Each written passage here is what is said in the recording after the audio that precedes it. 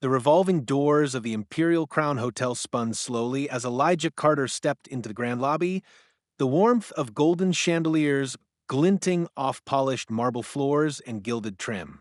The hotel was a palace for the wealthy, where bellboys rushed with luggage carts and guests in designer clothes lounged with cocktails in velvet armchairs.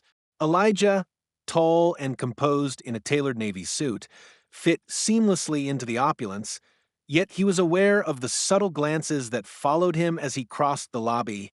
It was a look he had seen countless times before, curiosity tinged with quiet prejudice, the kind that asked silently, "What is he doing here?" After a day of back-to-back meetings, all Elijah wanted was rest. He had secured a top-floor suite, one of the hotel's most exclusive, with sweeping views of the city skyline. By the time he entered his room, exhaustion weighed on his shoulders. He loosened his tie, set his briefcase by the desk, and looked out over the glittering city lights before reaching for the phone on the nightstand. With calm efficiency, he placed a simple order, a steak, medium rare with roasted vegetables and a glass of red wine. Room service was routine, nothing extraordinary, yet the tone on the other end of the line was oddly hesitant, the staff member stammering before assuring him the order would be processed. Elijah brushed it off at first, assuming nerves or inexperience, but 20 minutes later, a knock at the door shattered his expectation. Opening it, he found not the smiling server with a tray, but a young man in a crisp uniform, shifting uneasily and avoiding eye contact. "Sir, I'm sorry, but room service is unavailable right now," the staffer muttered, his voice low and hurried. Elijah frowned, glancing past him down the hallway, where another server carried a tray toward a different suite. The sound of dishes clattering and the aroma of food being prepared drifted faintly from the kitchens below, betraying the lie. "Unavailable," Elijah repeated evenly, his voice calm but laced with disbelief. "The kitchen is clearly open." The staffer's Adams apple-bobbed nervously.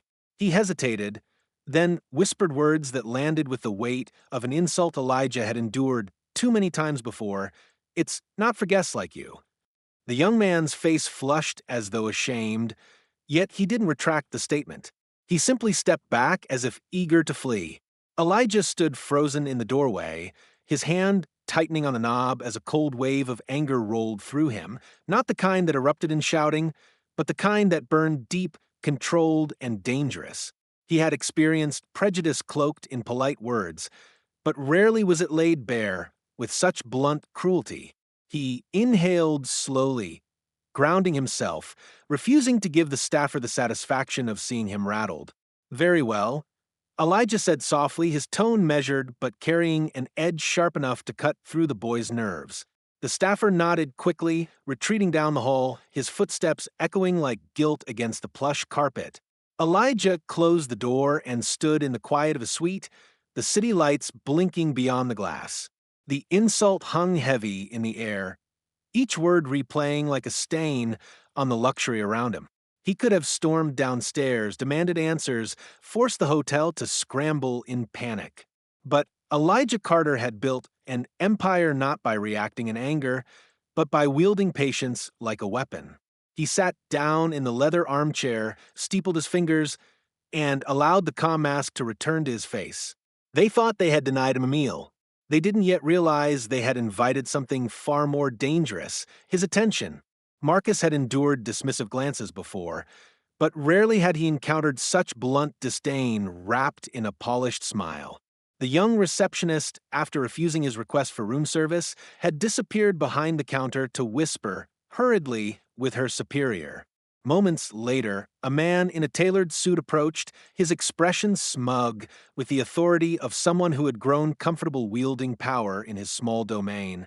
This was the manager, his name tag gleaming under the warm chandelier light.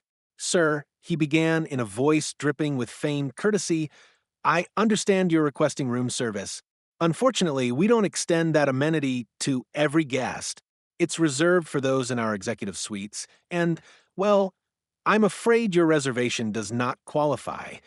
Marcus raised an eyebrow, his calm composure betraying none of the fire simmering beneath. "My reservation is a presidential suite," he replied evenly, sliding his key card across the desk. The manager barely glanced at it before pushing it back with two fingers, as if the plastic itself were contaminated. "I believe there must be some mistake," he said smoothly, though his eyes gleamed with quiet malice. "Those suites are typically booked by our long-term corporate partners. I'll have housekeeping recheck, but I suggest you enjoy dinner in the lobby cafe instead." The line was meant to humiliate, an invitation to sit under the gaze of the wealthy guests who mingled freely, sipping wine and laughing over gourmet meals, while Marcus was relegated to the outskirts like an unwelcome visitor. The receptionist chuckled softly as though sharing an inside joke with her boss, and Marcus caught the exchange. He leaned on the counter, his voice low but firm. "Do you deny service to every guest who looks like me, or am I the exception tonight?" The question, heavy with accusation, hung in the air. The manager stiffened, but instead of showing remorse, he gave a smirk that revealed his arrogance. "Sir, let's not make this into something it's not," he said, spreading his hands like a man performing for an audience. "Rules are rules. Now, if you'll excuse me, I have other matters to attend to." He turned to leave, but Marcus spoke again, his words calm yet carrying a gravity that stopped the man mid-step. "I suggest you reconsider your answer. 10 minutes might be all it takes for you to regret this decision." The manager paused, glancing back with amusement, mistaking Marcus's warning for empty bravado. "Is that a threat?" he sneered. "No," Marcus replied simply, his eyes steady. "It's a promise." Around them, other guests had begun to take notice, whispering as the tension thickened. But Marcus did not flinch, nor did he raise his voice. He simply stood tall, the quiet storm in his demeanor promising that the night's events were far from over. The silence that followed Marcus's words stretched like a taut wire across the lobby, humming with tension. Guests glanced up from their cocktails, some curious, others uncomfortable, but none dared intervene. The manager gave a short, incredulous laugh, clearly convinced that the well-dressed man before him was bluffing. To him, Marcus was just another guest with too much attitude and not enough influence, someone who would eventually walk away grumbling, beaten down by the invisible walls of prejudice. But Marcus wasn't just another guest. He was the silent hand behind the very hotel chain the manager thought he commanded. Without saying another word, Marcus pulled his phone from his pocket, his movements deliberate and steady, like a man accustomed to making decisions that carried weight. He scrolled through his contacts, selected a number, and pressed call. When the line clicked, his tone shifted into one of quiet authority. "This is Marcus Carter. I'm currently at the Grand Regency downtown, and I've just been denied service in my own suite by a manager who believes I don't belong here. I want him off my property within the hour." The receptionist's smirk evaporated instantly, her eyes widening as though she had misheard. The manager, still hovering a few feet away, turned sharply, a flicker of doubt crossing his face. "Your property?" he repeated, his voice tightening.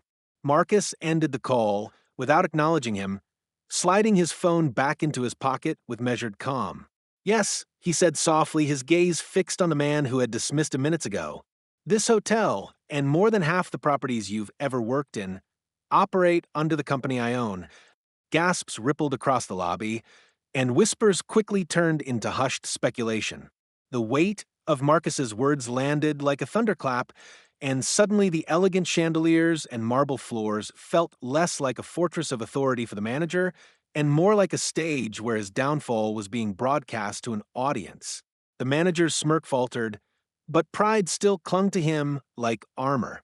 "Anyone can make a phone call," he scoffed, though his voice trembled slightly. "Do you expect me to believe?" He stopped mid-sentence as his earpiece buzzed. He listened, and his face drained of color. The regional director, calling directly, was demanding his immediate presence upstairs, his tone sharp and urgent.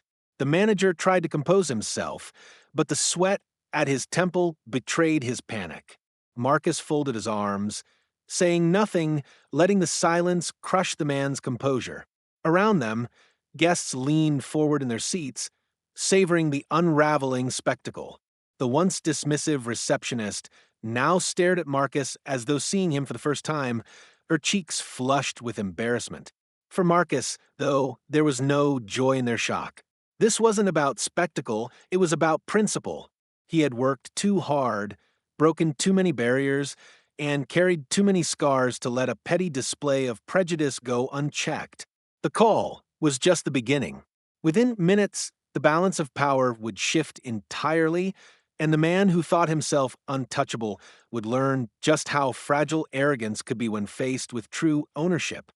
The lobby, once buzzing with casual chatter, now felt like a theater where everyone waited for the curtain to drop on the man who had strutted with such smug certainty.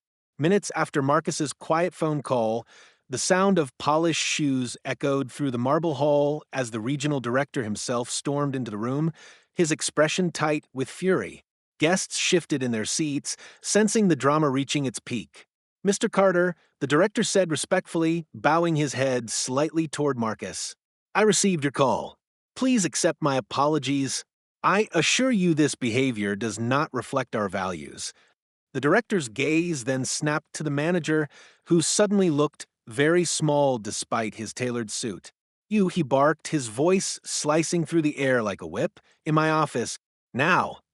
The manager tried to protest, stammering excuses about misunderstood policies and guest eligibility, but the director cut him off with a raised hand. "Enough. Do you even realize who you've insulted? You refused service to the owner of this property, the man who signs off on your salary, and those of every person in this building. You've embarrassed this brand in front of every guest here." The color drained from the manager's face completely. His knees nearly buckled as he turned toward Marcus, his earlier arrogance replaced by desperate pleading. "Sir, I didn't know," he stammered.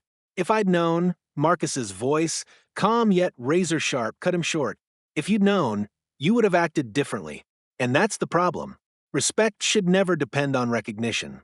You don't get to treat people with dignity only when they hold power over you. You judged me the moment I asked for something you didn't think I deserved. That says everything about you." His words struck harder than any formal reprimand, echoing in the ears of every guest and employee present. The manager's mouth opened, then closed, no defense left.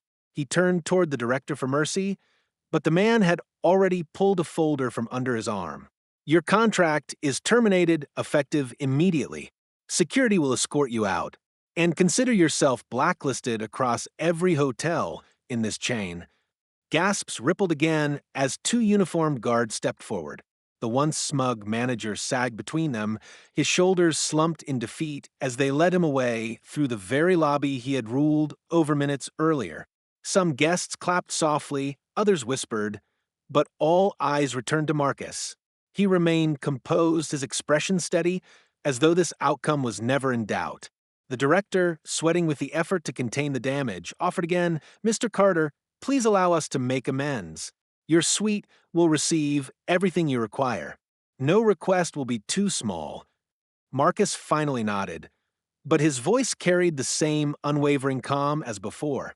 "I don't want special treatment. I want equal treatment. Make sure no one else who walks into this hotel is ever humiliated for how they look, where they come from, or what room they booked. That will be my measure of this chain's worth." The director swallowed hard, nodding quickly while the staff around him straightened as though hearing a commandment. Guests exchanged glances, some with admiration, others with newfound respect. Marcus turned, his stride steady and assured, leaving behind an unforgettable silence. The man they thought they could belittle had not only claimed his rightful dignity, but reshaped the standard for everyone who would ever walk through those gleaming doors again.